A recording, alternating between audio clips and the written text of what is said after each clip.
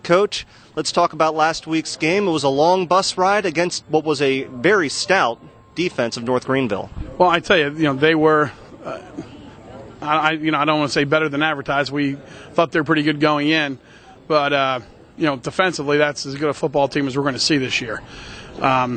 They could run. They were flying around. They brought pressure from everywhere.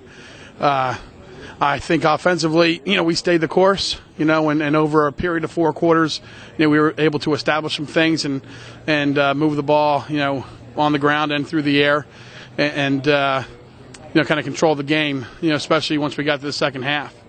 I think that, right at the end of the first half, going 90 yards in 40 seconds was a big, was a blow to them and certainly uplifting for us. Talk about the adjustment you made after that first drive where they get the field goal off the long quarterback run. What did you guys do? Because really they didn't get 55 yards of offense after that play. Well, I tell you what, all week long we worked on that read zone option, and, our DNs would sit for their quarterback, and we get in the game, and we didn't do it for the first quarter, and we're sitting there on the sidelines talking and going over everything, and the DNs was like, yes, yes, yes, and then they just would bite on that dive. Must have been awful inviting, but we finally, did it correctly, and that was a point of concern because it was something we knew we were supposed to do, but we just weren't doing it correctly. Once we did it correctly, then we were able to kind of control them a little bit. Let's talk offensively about Shane McSweeney. Maybe not his best passing numbers as a Wolverine, but running the ball, had the long touchdown run, a second short one in the fourth quarter. It seemed like he was winning the game as much with his legs as he was with his arm. Well, and I think that's a threat that, he would bring to opponents. He's somebody that can hurt you through the air or on the ground. It maybe wasn't his best game throwing the football, but he made big plays when we had to have big plays made.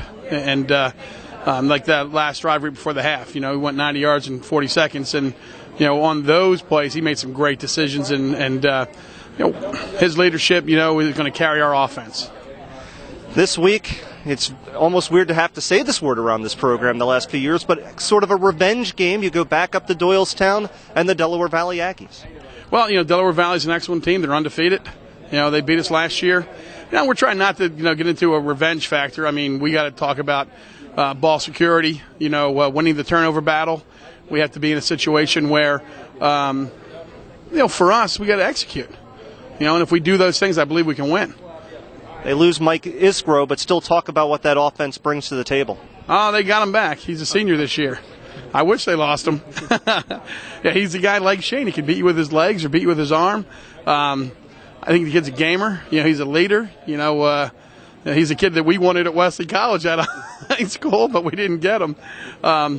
His brother played here for a year for us, and we've had some guys from his high school in that area come play for us that he knows.